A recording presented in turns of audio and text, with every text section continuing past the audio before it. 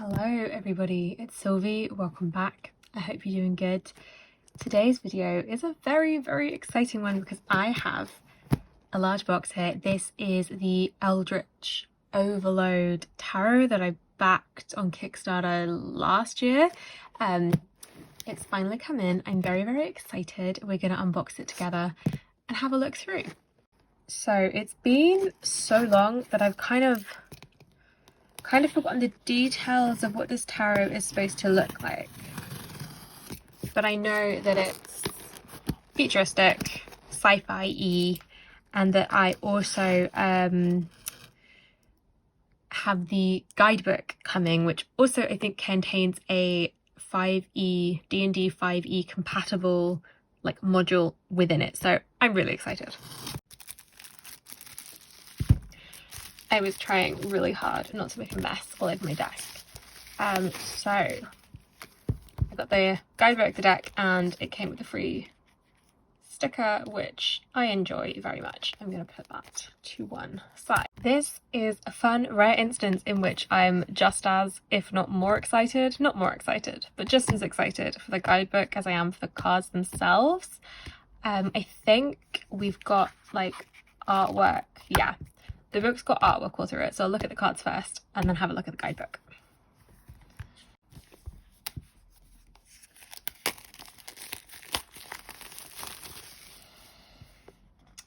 The box is so stunning. Look at those holographic details. It's gorgeous. This is the back. So we've got some text, which is a little bit tricky to read.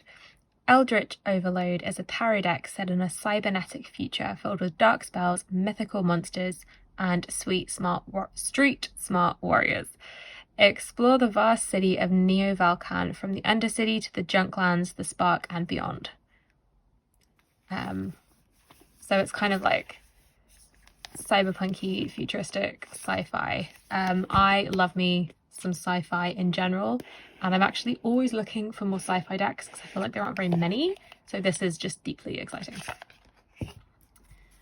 Okay, that also is gorgeous. I love all of the attention to detail on its packaging. It's stunning. Okay, we'll put that over here. Right, so we do get a little, because you could back it just the deck, and so there is a little white book with some explanations and then the cards. So okay, this is too much of a struggle. I'm a little bit gutted. They did explain it. I'm a little bit gutted that the edges are not also gilded in this holographic detailing. They did give some rationale. I think it was either because the cards were sticking together or it was like really sharp or something. I don't quite remember. But these are the backs of the cards, which are once again stunning, holographic. They're reversible if you read reversals, so that's cool. And I guess we'll just flip through. I do think that the holographic looks incredible in person, but the lighting that I've got set up is not showing it to its best advantage. It looks a little bit noisy, so we'll see how this goes. So we've got the Fool,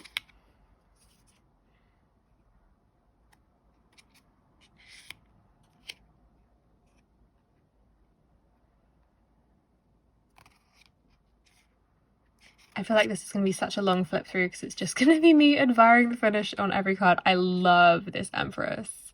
So she's incredibly cool. We've got her surrounded by plants with a pomegranate. She's got cybernetic arms.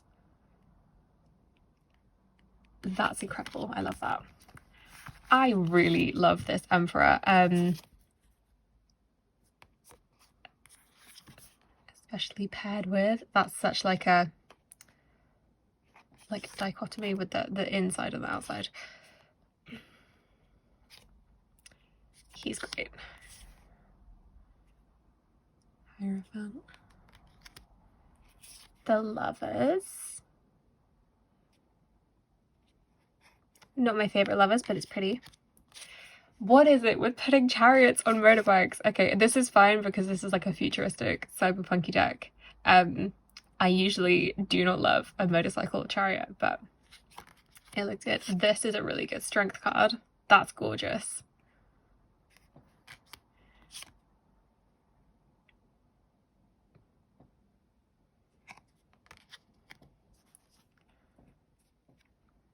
Wheel of Fortune is like a game show. That's pretty cool. Pretty typical Justice. No scales though. I'm really trying, because I keep wanting to tilt it towards me to make the foiling look cool, but obviously that's not the purpose of this video. Hanged Man. So these are pretty Rider-Waite-Smith compatible, I guess. They're definitely based on the Rider-Waite-Smith. Okay, but the Police Force as the death card, I like that. I like the like grungy kind of background as well. Okay, this is a very cool Temperance. I don't love Temperance in general as a card, but I like this. The Devil. I'm not quite sure what's going on here in this card. That is one thing I will say, they're quite like visually, there's a lot happening. So there's lots of details to look into, which is cool.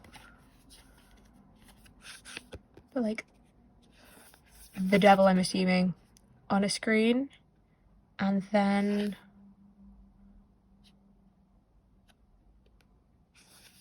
I don't know, I feel like this is a ring light. So is this some kind of commentary on social media, maybe, or just like the internet in general? So this tower, this is what we had on the box art. This is a very cool tower. I like a good dramatic tower. I feel like this is a much lonelier star than you'd usually see. But I really like how they've got her reflection in the water. I love this moon. So where usually you'd have like a dog and a wolf, it's like you've got this, I guess, like organic and then like virtual, maybe, like the way it's glitching. That's incredibly cool. This is a gorgeous sun. Judgment.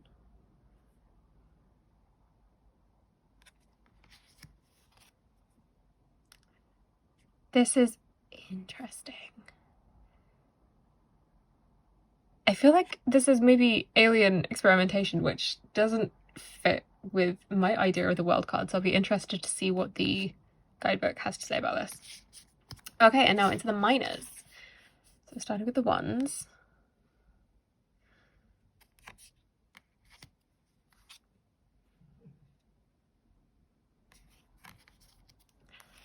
This is so pretty. I love all the colours in this deck. It's a very vibrant deck, which is nice because often anything that's like futuristic, cyberpunk is quite like grungy looking, which is a cool aesthetic, but in a tarot deck I like to have a lot of colours. Okay, this is cute. I feel like in general the tone of this is a lot more like light-hearted than some decks. That's a clever Six of Wands though, with the like fame and interviewing.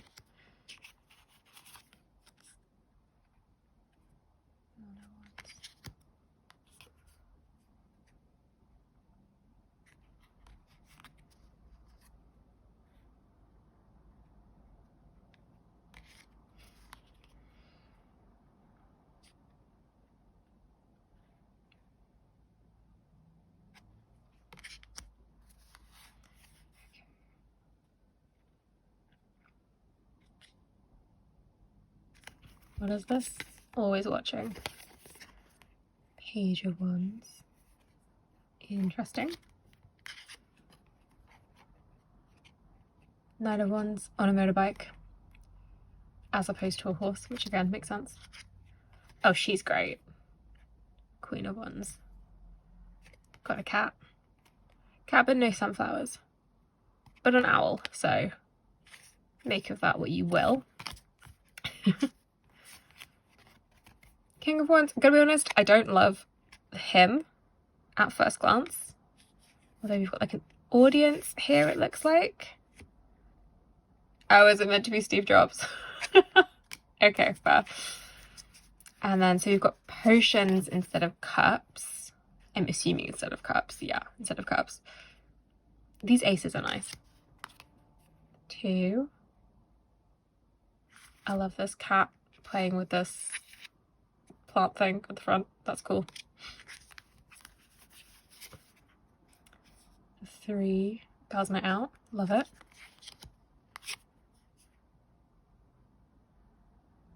It's a good 4.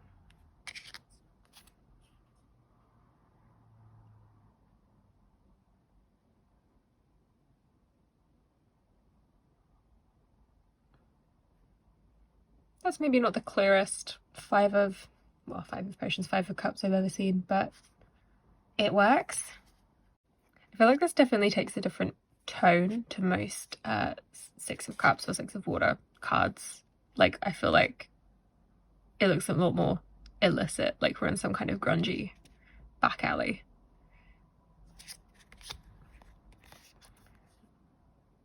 Seven of potions, okay. Again, this is an interesting take. I'll be interested to see what the guidebook has to say about this one. 9.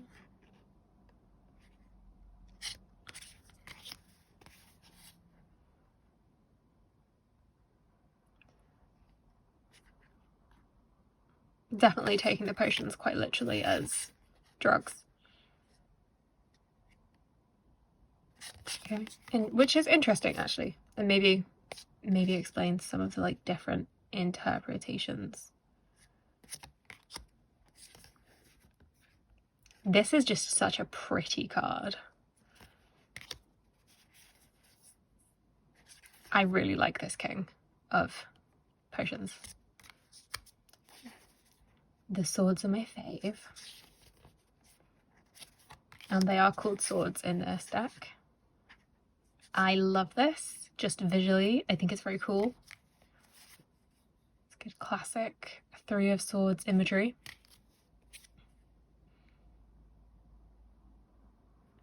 Is he like hooked up to something? Like, I don't know, I'm getting like cryo sleep vibes.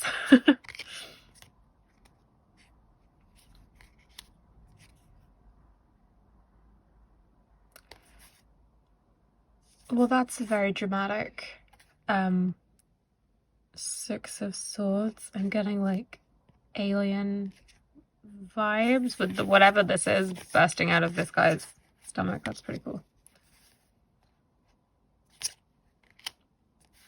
I see a lot of spiders for the 8 of Swords, and I do like that every time. This is cool, whatever's going on here. I can't wait. I really can't wait to dig into the guidebook for this.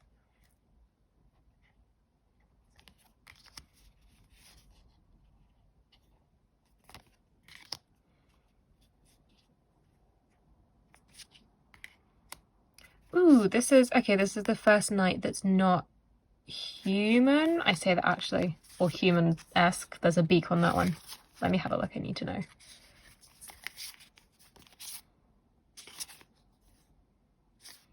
Okay, so our potions was human looking.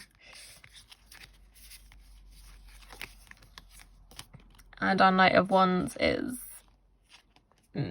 I don't know, those are pretty pointy ears, but humanoid at any rate. Whereas this is for sure not. But I like the wings, so that works with the Knight of Swords. She's not my favourite Queen of Swords in the world. I like my Queen of Swords to be looking a bit more vicious, but not bad. This is very cool. Okay, and then with coins again. So the only suit with the name change was Cups to Potions. This is just visually stunning. And pretty representative of a 2 of coins. I like that this is like a nod to the original Rider-Waite image with the like window or the archway here.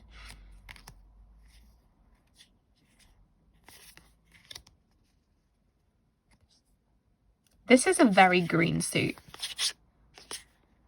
I don't think the others were like quite that thematically color-wise. Although maybe I'm wrong. These were very bluey. Okay, yeah, no, I am wrong. I've just not been paying attention.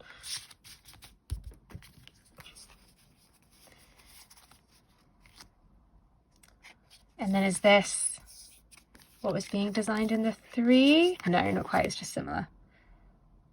No, they're plotting something.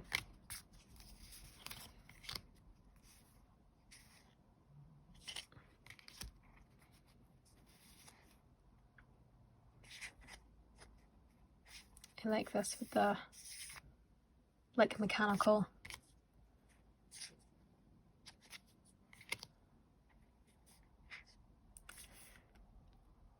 I love this little bird that she's got in the 9 of coins.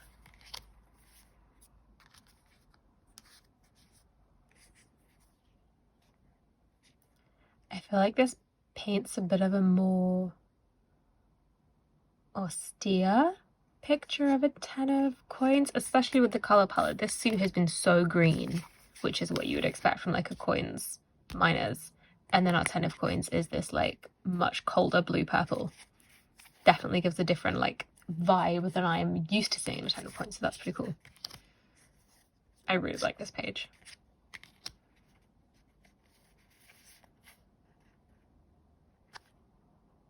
He's stationary for the night. Okay, but these little like unicorn bunnies, adorable. This is my favorite queen just on that basis. And then our king of coins, the bull in the background here. Cool. I am a little bit gutted there's no edging. I'm definitely going to have to colour the edges in. Maybe one of these like pinky purpley colours. Okay, should we give her a shuffle? Oh, this is lovely cardstock. This shuffles overhand really nice. Aside from the holographic finish, obviously this is matte, so it feels lovely. Shuffles really nicely. Size-wise, I think it's pretty standard. Maybe like a hair on the large side. I'll have to grab a deck in a minute and compare. Can we riffle?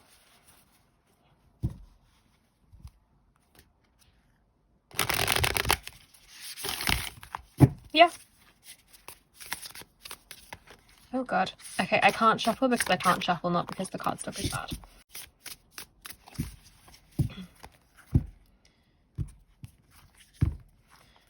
Okay, so this is the 4 of potions. I'm going to read the little white book that came with it and then compare to the codex and see if there's any difference, and then see what else is going on in the codex, because I'm really excited to get to that. So, 4 of potions. And to have a little flip through, Intro to Tarot, single card reading, 3 card spread, and then just some meanings. Okay.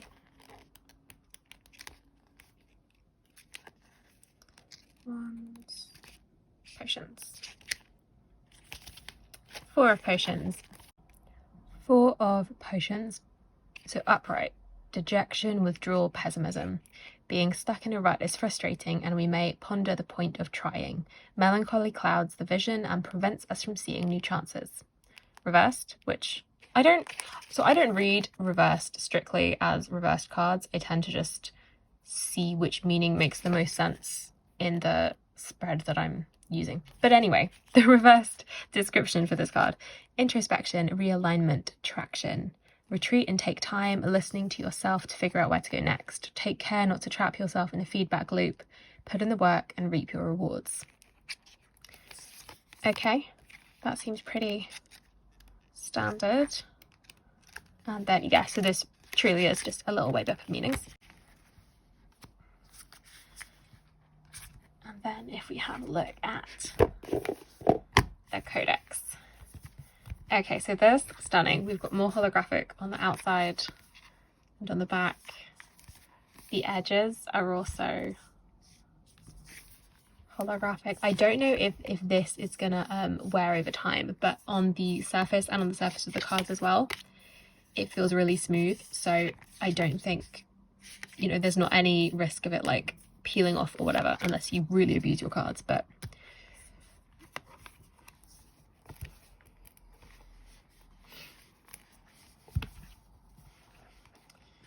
okay.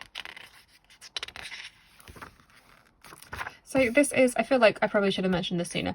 This is published by Weirdworks, who are based in the States. They've done another deck previously, and I think they've done like, with this, they also did like loads of add-ons.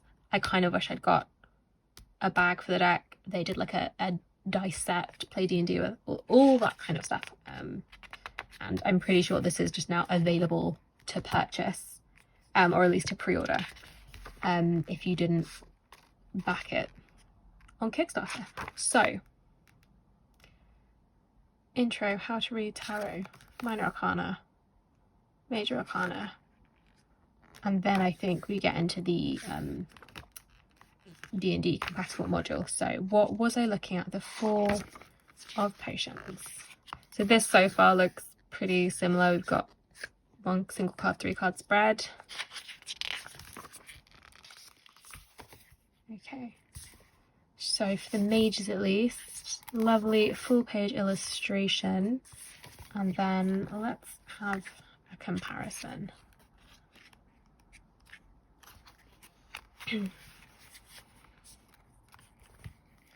Okay, so this is the lovers.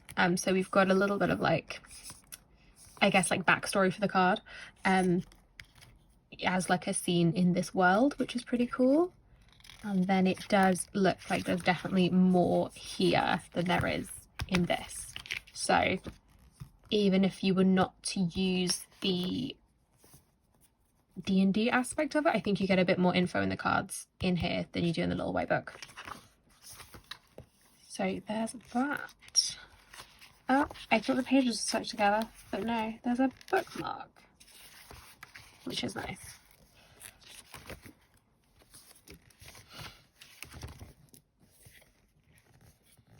Okay. 4 Potions. So there's definitely more here. Okay, so I'm not going to read all of this, but we've got like a little bit of description of the scene that's here, and then a little bit more of the upright and reverse descriptions of the meaning of the card than we did in the little white book. And then these down here are, I guess, more like practical for reading, with like questions that you can ask if you draw this card. Like, why do you find yourself frozen in place? Are there too many paths ahead, or are none of them promising? Are you afraid of making the wrong decision? If you're feeling lost, seek a friend for guidance. Like, so it seems like this will be actually quite helpful to read with. I feel like you get quite a lot here. Hard to say from flicking through what I think of the deck as a whole, but like if you are not super confident in tarot, I think this is probably like one of the better guidebooks that you can get with a deck. So there's that. And now I want to look at the world building stuff. Okay, so let's have a flick through.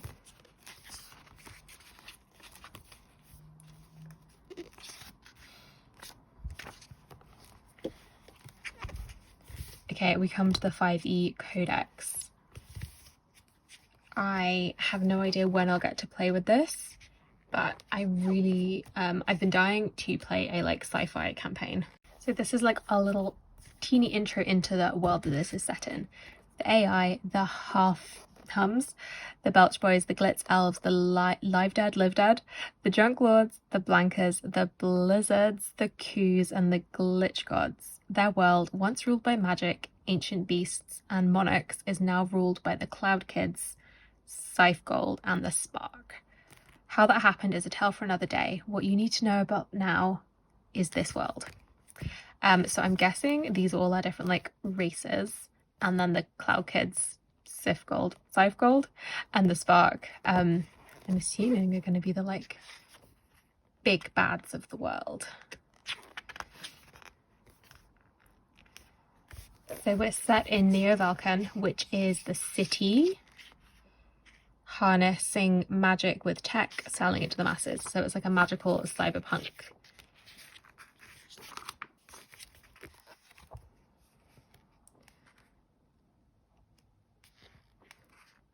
So this is all world building stuff. And then we've got classes and so much cool artwork. I love this so much. Okay, I'm not going to spend like too long flipping through this because I feel like I could spend hours and I'm simply not going to. But this is incredibly cool. My current character, my current campaign is a warlock, so this is pretty cool. I have a soft spot for warlocks.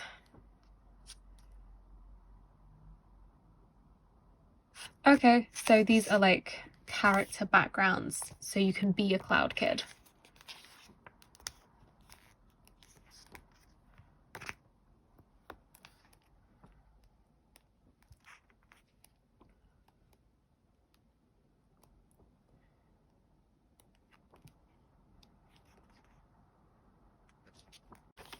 Okay, so this is where you can incorporate the deck into the game if you're playing with it. So you can draw cards as like locations or as like trinkets here, food and drink.